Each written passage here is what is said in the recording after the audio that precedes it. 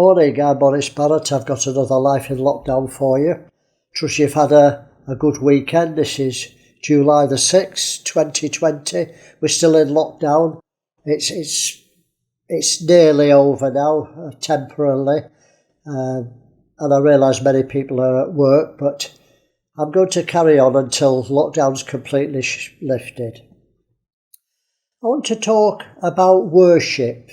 I believe worship is the key to the devil's plans. I've been saying this for many years, that the devil's plan's all about worship. Satan is the counterfeit of God. It's not the opposite, it's the counterfeit.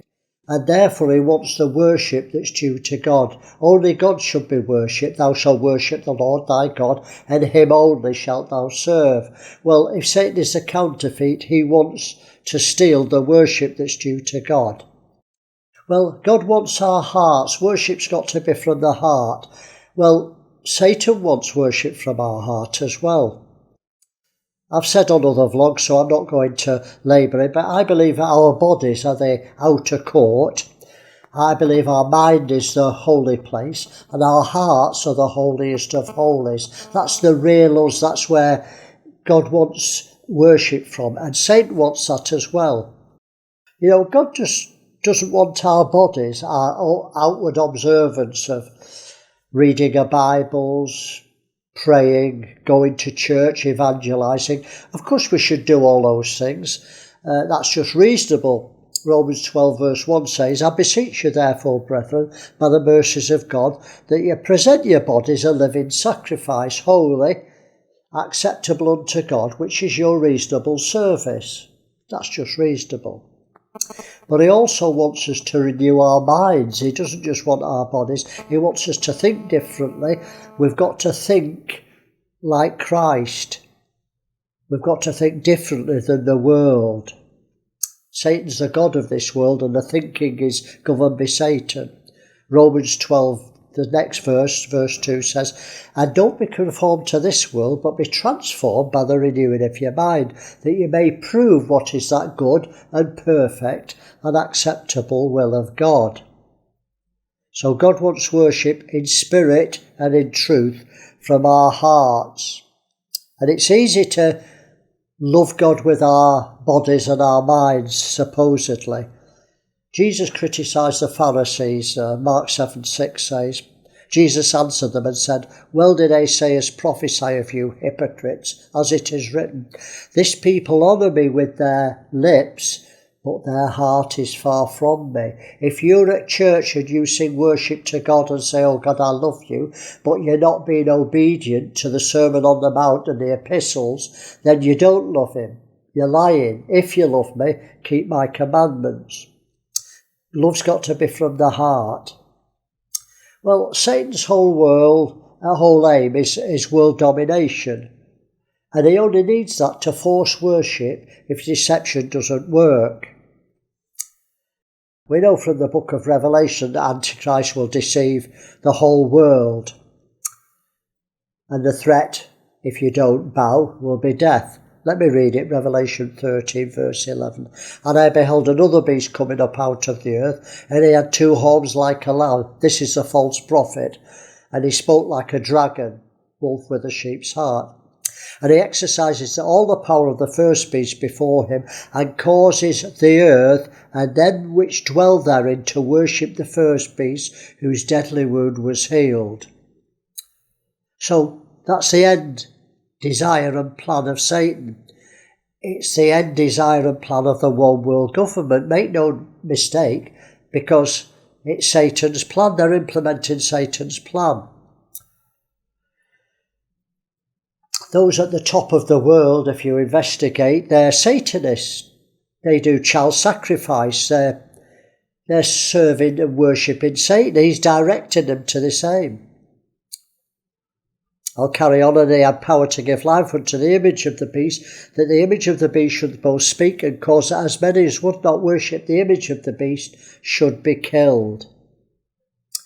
Well, the plan of Satan's nearly complete. I believe the Industrial Revolution was the beginning of starting to control our bodies, getting us to work in factories, doing mindless jobs, clocking on, children going to school and getting the strap if they're 2 minutes late, and so on. Regimenting us. I believe from the 1950s and 60s, our minds have started to be conditioned. We all think uniformly now. The whole world have accepted abortion, homosexuality. I know there's pockets of resistance, but generally the whole world have accepted these things.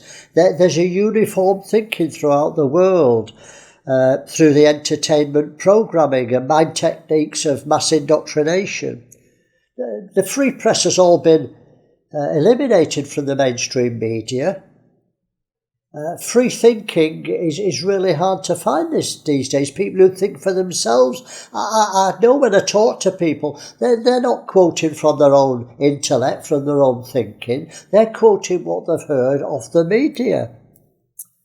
Well, soon all the world will believe the lies of Satan, and this is what they believe, that the one world government will bring peace and security to this war-torn, disease-ridden world. They'll actually believe that this is the best thing. It's the only way to bring world peace. And of course world peace will happen for a time. And then the nettle trap will go shut and the world will be truly trapped. 1 Thessalonians 5:3, Paul warns us about this. For when they shall say peace and safety, then sudden destruction cometh upon them as a woman with child, and they shall not escape. You know, there was a deliberate plan to dumb down our education systems from the 50s. If you're not sure about that, I suggest you read a book by Charlotte Thompson Isbert. She married a Belgian man, so it's a Dutch name, Isbert. And it's called A Deliberate Dumbing Down of America. And she's documented evidence that during the Cold War, President Reagan and Gorbachev of Russia got together. She was a go-between the two of them to coordinate their education systems in Russia and America to dumb down the children. This is a fact. She's got documentary evidence from the archives of the government. So I suggest you read it. And if you don't believe it, I've got a challenge for you. Look at an exam paper for 14-year-olds, maybe in the 1890s. Get an exam paper from 1890 for 14-year-olds and see if you can answer the questions. I reckon those with university degrees won't be able to answer 20% of them. So it's a fact that our education system has dumbed down. Teachers are not as educated as they used to. Some teachers leave training college and they're not good at spelling and their grammar is atrocious. It's unbelievable that how the GCEs now you can pass with minimum education. It was a treasured thing when I was at school 50 years ago. To get your GCEs, but the standards dropped so much now, it's unbelievable. Well, our bodies, our minds, our hearts, I believe we're up to the stage where Satan's working on our hearts now. In other words, worship. The One World Church is growing very swiftly. I can see changes almost daily now. People rushing into the one world system and mainstream evangelicals, Pentecostals, charismatics, they're thinking one world. They don't realise it. This love gospel is a Jesuit inspired gospel, that unity, love at any cost and unity at any cost. It's all part of the emerging church. It's all part of this one world church to worship the Antichrist. Our minds have been conditioned through education, entertainment, the media. You know, in this lockdown, the wearing of masks for people who are not ill is tyranny, because the fact is they don't protect us. In fact, they increase the risk of infection. You can check it out, ask any nurse. So it's not about the coronavirus, it's not about the pandemic, it's about social conditioning. It's like everything else. Birth control has now become population control with Planned Parenthood in America and similar around the world.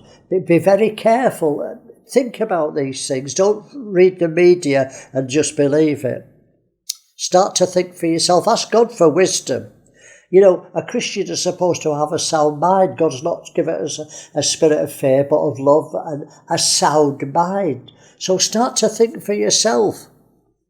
Well, I believe we're almost there for sure. Satan's got our bodies and our minds, conditioned us, and I don't think we're far off worshipping the beast. I expect to see it in my lifetime. Am I scaremongering? Well, I hope not. I hope I'm speaking reality. This pandemic scare has woken me up to realise that it could happen very soon. And I feel the church was asleep and I want to warn them. So pray and think about what I'm saying. Time's gone. See you tomorrow for another vlog. Have a brilliant day. God bless you.